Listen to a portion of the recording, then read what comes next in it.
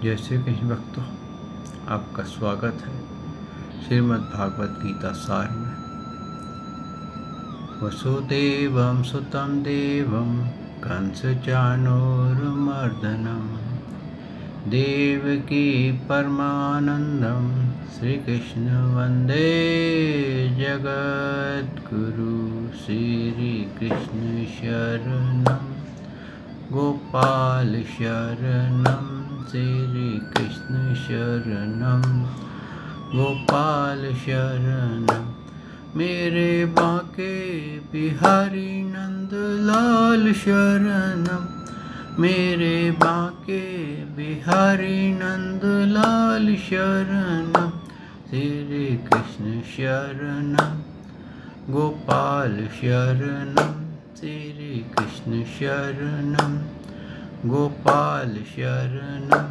मेरे बांके बिहारी नंदलाल शरणं, मेरे बांके बिहारी नंदलाल शरणं। श्री कृष्ण शरणं गोपाल शरणं, श्री कृष्ण शरणं गोपाल शरणं। मेरे बांके बिहारी नंदलाल शरणं, मेरे बांके बिहारी नंदलाल शरणं। श्री कृष्ण शरणं गोपाल शरणं, श्री कृष्ण शरणं गोपाल शरणं। मेरे बांके बिहारी नंदलाल शरणं, मेरे बांके बिहारी नंदलाल शरणं। बोल भगवान श्री कृष्ण की जय, श्री नंद के लाला की जय, श्री देव की नंदन श्री कृष्ण की जय, श्री द्वारकाधीश भगवान श्री कृष्ण की जय। बोल देवादिदेव पूर्ण ब्रह्म भगवान श्री कृष्ण की सदा ही जय। जय श्री कृष्ण भक्तों, हम 18वें अध्याय गीता का सार गा रहे हैं। भक्तों, ये भगवान का कहते हैं ना, पूरा सार, पूरा निचोड़ इसमें डाल रखा है। भगवान ये नहीं कहते कहीं पर भी कि मैं तेरे को मोक्ष दे रहा हूँ। अब आप स्वयं सोचिए कि भगवान ने पहले कहा है कि मैं तेरे को मोक्ष दे दूँगा, लेकिन इस अध्याय में भगवान ने ये नहीं कहा है कि मैं तेरे को मोक्ष दे दूँगा। उन्होंने विधि बताई है कि तू किस बात में अटका हुआ है, ज्ञान में, कर्मों में, धृति में यानी कि धारण शक्ति में, किस बात में, जातिवाद में, किस बात में तू अटका हुआ है। अपने आप का स्वयं एनालाइज कर और ये जान कि तेरे पास किस बात की कारण तो जीवन मृत्यु के इस सृष्टि चक्र से मुक्त नहीं हो रहा है। दुखों का टोकरा अपने सर पे लेकर घूम रहा है, जो कि क्षणिक आते हैं, जाते हैं, सुख आता है, दुख आता है, अगले पल का खबर नहीं। कहते हैं ना, तैयारी 100 बरस की पर पल की खबर नहीं। तो इस प्रकार भगवान ने जो बताया है भक्तों, वो आपको अपने एनालाइज करके अपने बंधन खोलने की विधि बताई है। जैसे चक्र खोलने की विधि होती है कि हम अपने चक्र को खोलें, अपने बंधनों को खोलें, अपनी कुंडलिनी शक्ति को जागृत करें। ये सही है भक्तों, जब इंसान अपने बंधन खोल लेता है तो कुंडलिनी शक्ति अपने आप जागृत हो जाती है। ऐसा शास्त्रों में भी कहा गया है। और कई बार क्या होता है, जैसे बोलते हैं ना कि एक बैटरी से, जैसे कोई गाड़ी बंद हो जाए तो उसको दूसरी गाड़ी की बैटरी से उसको करंट देकर के उसको स्टार्ट किया जाता है। एक ये भी मार्ग है। तो भक्तों, अब आपके पास वो स्टार्ट करने वाली गाड़ी कब आए, कैसे आए, उसकी आप परीक्षा प्रतीक्षा मत कीजिए, वेट मत कीजिए। क्यों कि आप जब अपने बंधन खोल लेंगे तो अपने आप ही आपके अंतःकरण का सरलता आरंभ हो जाएगी, क्योंकि हम सब इसी में बंधे हुए हैं। 3 गुणों के अधीन ही हम बंधे हुए हैं। हम सब जो कुछ भी करते हैं, ज्ञान प्राप्त करते हैं, कर्म करते हैं, धारण शक्ति करते हैं, दान देते हैं, वगैरह वगैरह, सब कुछ ये सब 3 गुणों के अधीन ही आता है। और भगवान ने यहाँ तक कहा कि जो ब्राह्मण, क्षत्रिय और वैश्य जो हैं, ये भी स्वभाव के मुताबिक इनकी रचना हुई है, ना कि इस जाति से हुई है कि मैं ब्राह्मण हूँ, मैं कायस्थ हूँ, मैं फलाना हूँ, मैं इस जाति का हूँ, मेरा ये धर्म नहीं है, मेरा वो धर्म नहीं है। भगवान ने कहा तेरा सबसे पहला धर्म है मानव धर्म, कि तू मानव है, ये तेरा धर्म है। उसके बाद तेरा स्वभाव गुणों के अधीन होकर के जिस बात में बड़ा आया है, अब देखिए क्या लोअर शेड्यूल कास्ट वगैरह में कितने एजुकेटेड टीचर्स होते हैं, कितने ज्ञानी आदमी होते हैं। अब हमारे इंडिया में, हमारे हिंदुस्तान में बाबा साहब अम्बेडकर का नाम आता है। वो एक लोअर कास्ट में पैदा हुए थे, लेकिन उनका ज्ञान देखिए, भारत का संविधान उन्होंने लिखा। और ऐसे कई होंगे जो कि बहुत ज्ञानी हो गए, और कई ऐसे भी हैं कि जो कि बहुत उच्च क्लास में, बहुत उच्च कोटि के उसमें, ब्राह्मण के उच्च कोटि में पैदा हुए और वो नीच कर्म करने लग गए। ऐसे भी आपको बहुत से मिल जाएंगे। तो भक्तों, इसीलिए भगवान ने कहा है कि तुम जाति के बंधन में ये सोच करके कि मैं इस कुल का हूँ, मैं इस जाति का हूँ, मैं इस धर्म का हूँ, ये सब बंधन है। तुम सबसे पहले अपने आप को मानव मानो, और मानव के अंदर तुम मेरे दर्शन करो। पशु पक्षियों में भी करो, लेकिन मानव में मेरे दर्शन करो, क्योंकि मेरा जो स्वरूप है वो मानव का स्वरूप है। आप देखिए भगवान का रूप कैसा होता है, बांसुरी वाला मानव के देह का रूप देखते हैं, लेकिन आप बहुत रेयर कोई दूसरा रूप उनका देखते हैं, जैसे कि नरसिंह रूप है, वराह रूप है, जो कि आए और गए, ज़्यादा देर उनका नहीं रहते।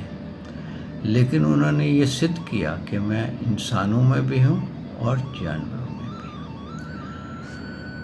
तो भक्तों, इन्होंने जो ब्राह्मण, क्षत्रिय, वैश्य और शूद्र बताए हैं, वो इसलिए बताए हैं कि वो अपने अपने स्वभाव से गिने जाते हैं, ना कि अपनी अपनी जाति से। लेकिन हम लोगों ने क्या कर दिया, हमारे पूर्वजों ने या हमारे टीकाकारों ने ब्राह्मण की जाति अलग कर दी, क्षत्रिय की जाति अलग कर दी, वैश्य की जाति अलग कर दी, शूद्र की जाति अलग कर दी, और आपस में हम लड़ने लग गए कि ये शूद्र है और ये हम इसके साथ ऐसे मिलेंगे नहीं, इससे बात नहीं करेंगे, इसको हाथ नहीं लगाएंगे, छुआछूत करेंगे, और ये वैश्य है, इससे भी हम दूर रहेंगे, ये वेदों का पारगामी नहीं हो सकता।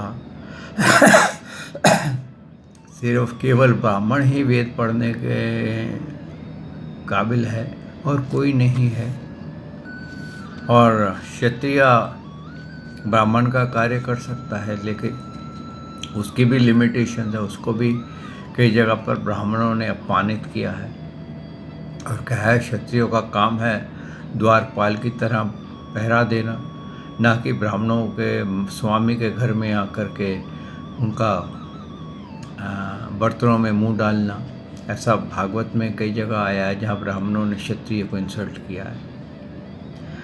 तो भक्तों, क्या हुआ है कि हम इंसानियत को भूल गए और हम जातिवाद में कन्वर्ट होते चले गए और ये भूल गए कि हम अपनी पसंद से कार्य करते हैं।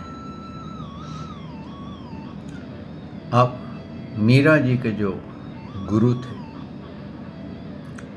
रायदास जी, वो किसका काम करते थे? वो चमड़े का काम करते थे और उनकी बताई हुई शिक्षा इतनी बड़ी हुई कि मीरा को भगवान से मिला दिया। तो वो काम चाहे छोटा कर रहे थे, लेकिन वो जात के ब्राह्मण आते हैं, ना कि चमार, जिसको कहते हैं ना, चमड़े का काम करने वाले को चमार कहा गया है। तो उस जाति के आते हैं। और ऐसे ही भक्तों, विश्वामित्र, ऋषि विश्वामित्र जाति से वो क्षत्रिय के उसमें पैदा हुए थे, लेकिन उनकी रुचि भगवान के ज्ञान और वेदों में इतनी हो गई कि वो ब्राह्मण जाति के हो गए। ऐसे ही भक्तों कई उदाहरण आपको मिल जाएंगे। और शूद्र के लिए तो ऐसा कहा गया है कि जिनका ज्ञान अल्प हो जाता है, यानी कि बुद्धि कम हो जाती है, जिनके पास, जो अपना पूर्ण रूप से ज्ञान नहीं ग्रहण कर सकते, वो दूसरों की सेवा करके ही भगवान को प्राप्त कर लेते हैं। और हर एक के लक्षण उन्होंने अलग अलग बताए। क्यों बताए? जिससे कि अगर आप किसी मानव को वेदों का, गीता का और किसी का ज्ञान में उत्तीर्ण देखो तो आप समझ जाओ कि ये ब्राह्मण कैटेगरी का आदमी है, भले ही वो किसी भी जाति का हो। और अगर आप क्षत्रिय को देखो तो क्षत्रिय का क्या बताया है कि वो वीर होता है और उसमें तेज होता है, धैर्य होता है, क्योंकि युद्ध के अंदर धैर्य नहीं होगा तो काम कैसे करेगा। युद्ध के अंदर बहुत धैर्य चाहिए और चतुरता, बहुत जल्दी डिसीजन लेना पड़ेगा उसको, और दान देना, उसको दान भी देगा और हर किसी की वो रक्षा करेगा। और ऐसे ही वैश्य को बताया है कि किसी व्यक्ति को आप देखो, वो व्यापार में ज़्यादा बिलीव करता है, भले वो कोई भी कार्य कर रहा हो, यानी कि वो सन्यासी हो और वो दक्षिणा में बिलीव करता हो, वेद मंत्रों की बिजनेस करने में बिलीव करता हो, और किसी चीज़ में बिलीव करता हो, कुछ बेचने में बिलीव करता हो, बुक्स बेचने में बिलीव करता हो, कुछ और वस्तु का बिक्री करने के अंदर इंटरेस्टेड हो और सत्य व्यवहार करता हो, तो वैश्य में आएगा, भले ही वो सन्यासी हो। और जो निम्न श्रेणी के हो जाते हैं, जिनकी बुद्धि ज्ञान को गैदर नहीं कर सकती, यानी कि वो ज्ञान नहीं ले सकती, इतना वो उनका डेवलपमेंट नहीं हुई है, या उनका इतनी इच्छा ही नहीं हुई है कि मैं ब्रह्म ज्ञान को पान कर जाऊं, तो वो लोग जो हैं वो शूद्र की श्रेणी में आते हैं। कि वो जैसे चेला अपने गुरु की सेवा करता है और वो उसी की सेवा में सोचता है मुझे ज्ञान मिलता रहेगा, लेकिन वो अपने ज्ञान को डाइजेस्ट नहीं कर पाता जो उसको भगवत ज्ञान मिलता है। तो वो सेवा से ही, सुनने और सुनाने से ही वो ज्ञान प्राप्त कर लेता है। तो वह व्यक्ति शूद्र की श्रेणी में आता है। लेकिन भक्तों, हम लोगों ने क्या किया? हमने जातियाँ बांट दी और आपस में झगड़ा शुरू कर दिया कि तू इस जाति का है, तू हमसे दूर बैठ, तू ऐसे बैठ, मैं ऊपर बैठूंगा, तू नीचे बैठ, तू ये है और तू वो है। तो भगवान ने कहा कि मैंने कभी किसी की जाति नहीं बनाई। ये जातियाँ स्वभाव की एक्सप्लेन करती हैं और ये एक्सप्लेन करती हैं कि ये किस गुण में रहता है और कैसे गुण में ये कार्य करता है। तो भक्तों, ये हमारे एनालाइजिंग का सब्जेक्ट है। यहाँ पर हम अपने आप को एनालाइज करके इससे बाहर आ सकते हैं।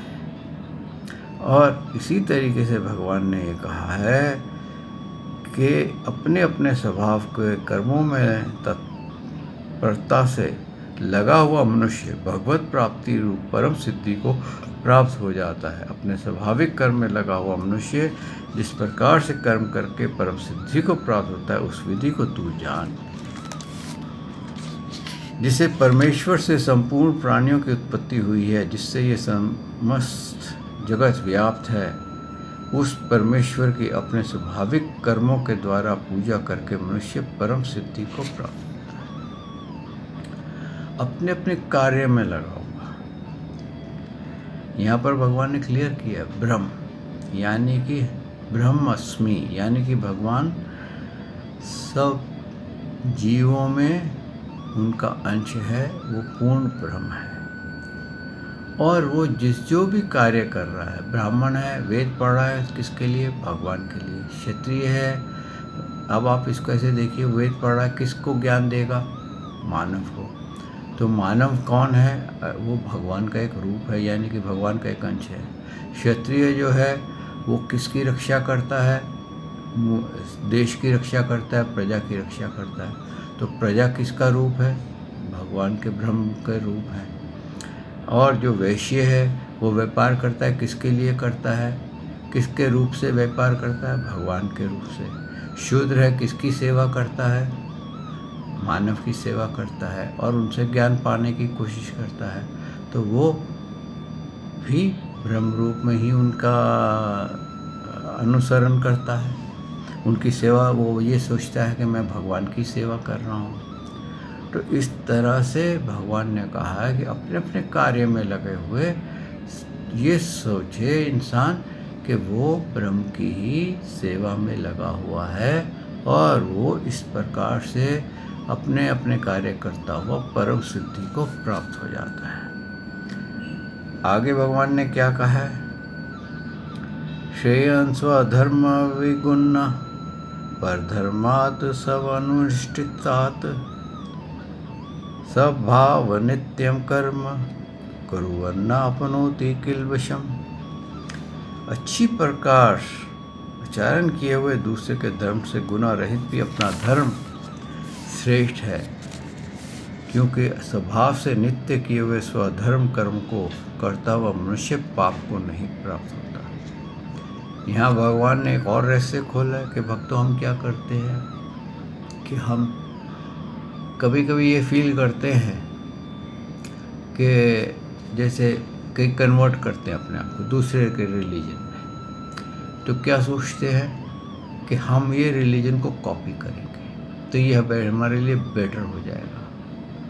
लेकिन भगवान कहते हैं वो बेटर नहीं होता है।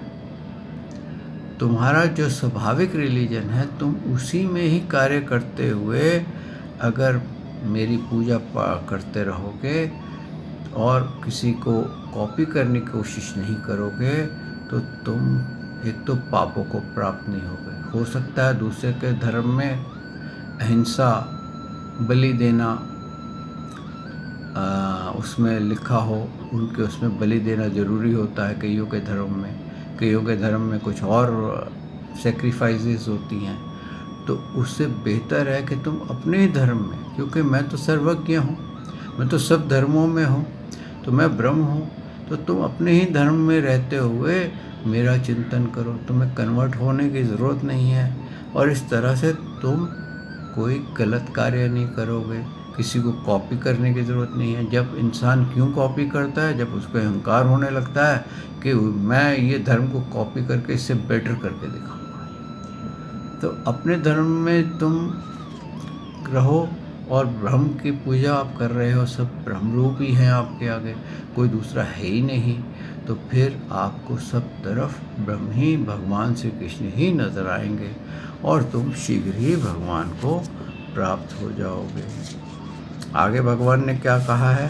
सहजम कर्म कौन्त्य स दोषपि न तत्येत सर्वारंभ ही दोषेन धूमेन अग्नि इव आवृता। हे कुंती पुत्र, दोषयुक्त होने पर भी सहज कर्मों का नहीं त्यागना चाहिए, क्योंकि धुएं से अग्नि की भांति सभी कर्म किसी न किसी दोष से युक्त हैं।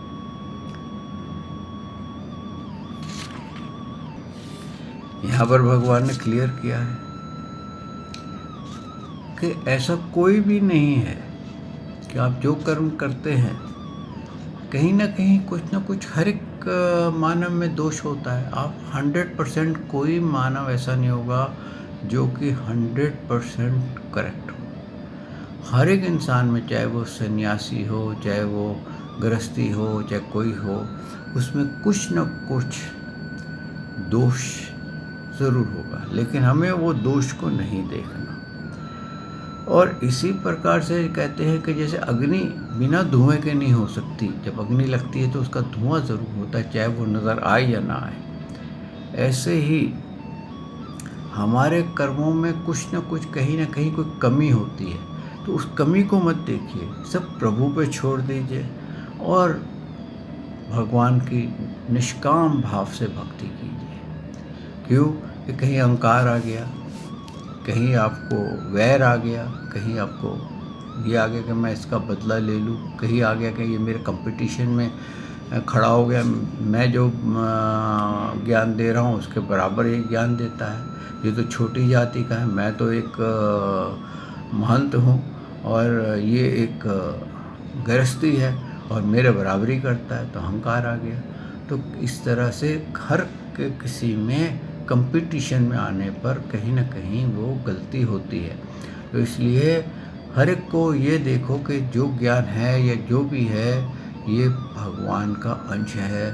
मैं इससे ज्ञान ले रहा हूँ, मैं इसको ज्ञान दे रहा हूँ, मैं जो भी व्यापार कर रहा हूँ मैं प्रभु के साथ ही कर रहा हूँ और मैं स्वयं ही भगवान का अंश हूँ। यानी कि एक हाथ से दूसरे हाथ के साथ मैं डील कर रहा हूँ, ऐसा स्वभाव रखें तो हमारे को भक्तों जो भी हम कर्म करेंगे उसमें हम फंसेंगे नहीं। आगे क्या कहा है भगवान ने, तथा हे अर्जुन, सर्वत्र असत्य रहित बुद्धि वाला, असप्राय रहित और जीते हुए अंतःकरण वाला पुरुष सांख्य योग के द्वारा उस परम नैष्कर्म सिद्धि को प्राप्त होता है। अब यहाँ पर भगवान ने क्या रहस्य खोला है कि जो फलों को छोड़ देता है, किसी फल की इच्छा ना करते हुए कार्य करता है और केवल वो मेरा ही चिंतन करता है। सांख्य योग मतलब हर वक्त मन वाणी शरीर से उसका मेरा ही भजन करता है और हर प्रकार से हर मानव को, हर जीव को वो मेरा ही रूप देखता है, तो वो परम सिद्धि को प्राप्त करता है। आगे कहा, इसलिए जो कि ज्ञान योग की परा निष्ठा है, उस नैष्कर्म सिद्धि को जिस प्रकार प्राप्त होकर के मनुष्य ब्रह्म को प्राप्त होता है, उस प्रकार को ही कुंती पुत्र तू संक्षेप में ही मुझसे समझ। अब भगवान उसको किस तरह से वो प्राप्त होता है इसके बारे में समझा रहे हैं। क्या कह रहे हैं?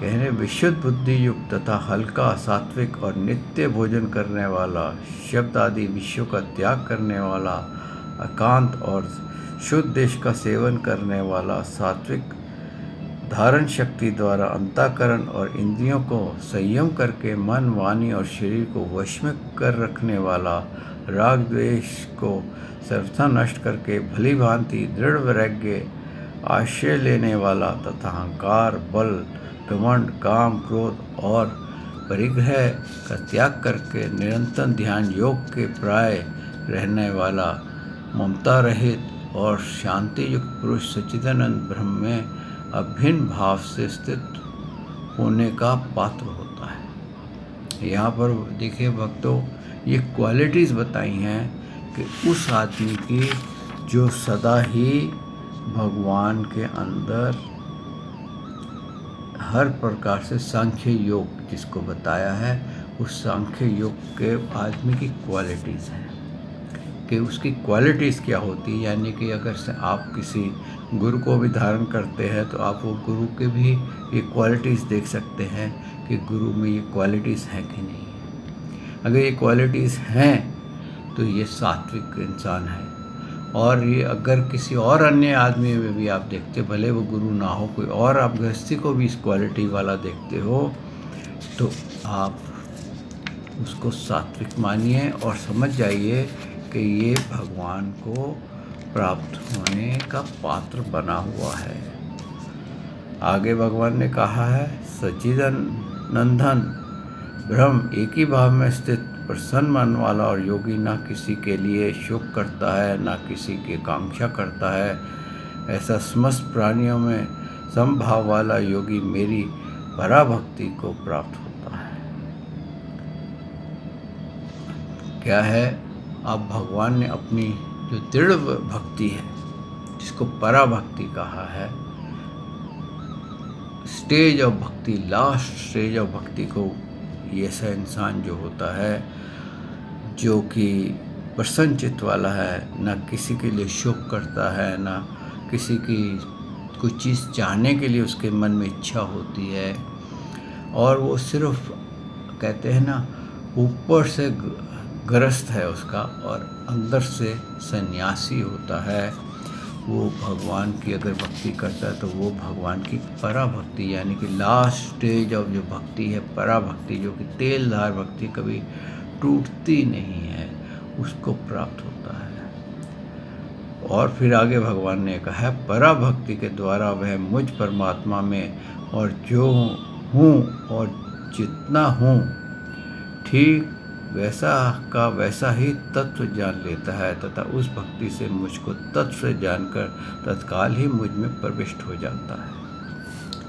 अब यहाँ पर भगवान ने अंतिम रहस्य खोला कि जब पराभक्ति की प्राप्ति हो जाए मानव को, तो वो भगवान को पूर्ण रूप से उसके साक्षात्कार कर लेता है, उनके साथ वो व्यवहार करता है और वो उनके साथ रहने लग जाता है।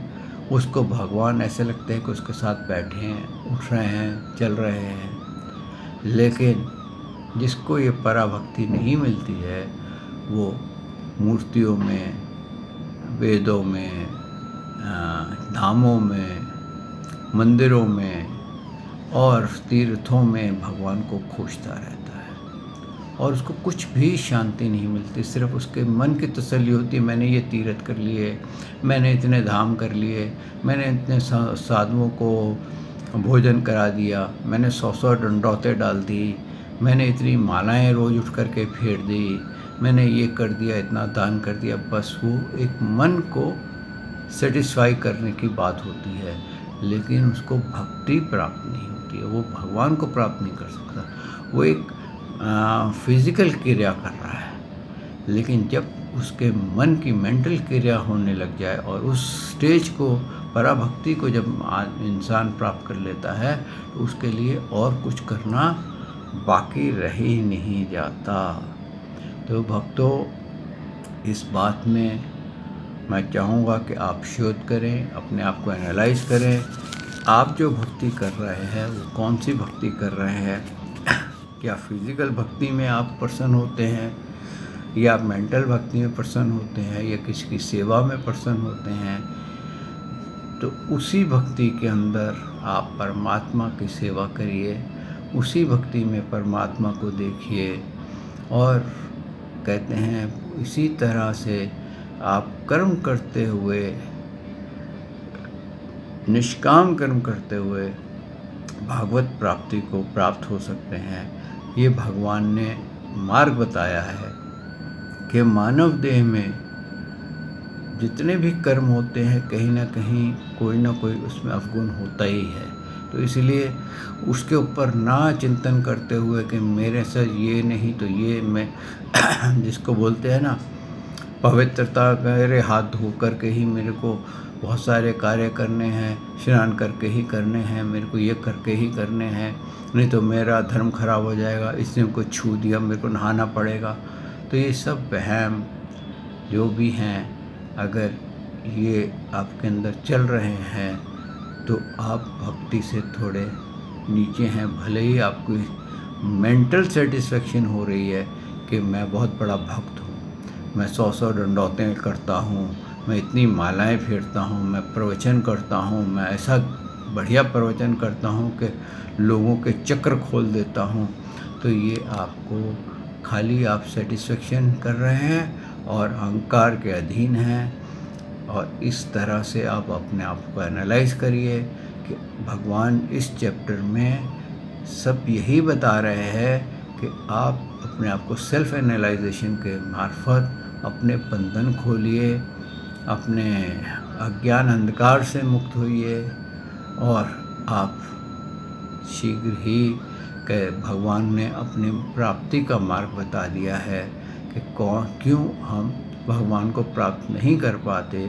उसका एक एक एनालाइजेशन, एक एक रीज़न भगवान यहाँ बता रहे हैं। आइए भक्तों, यहाँ वाणी को विश्राम देते हैं। कल प्रभु ने चाहा तो मैं आपकी सेवा में हाजिर होऊंगा और इसके आगे का पान करेंगे।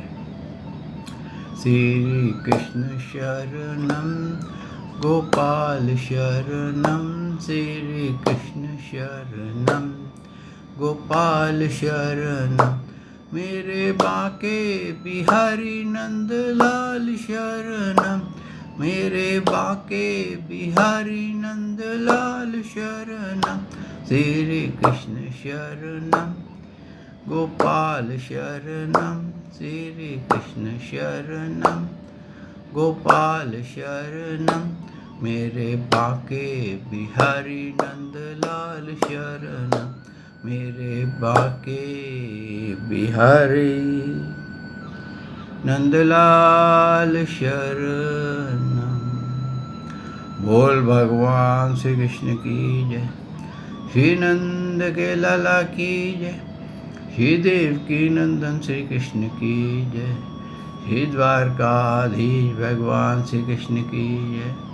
बोल देवाधिदेव पूर्ण ब्रह्म भगवान श्री कृष्ण की सदा ही जय।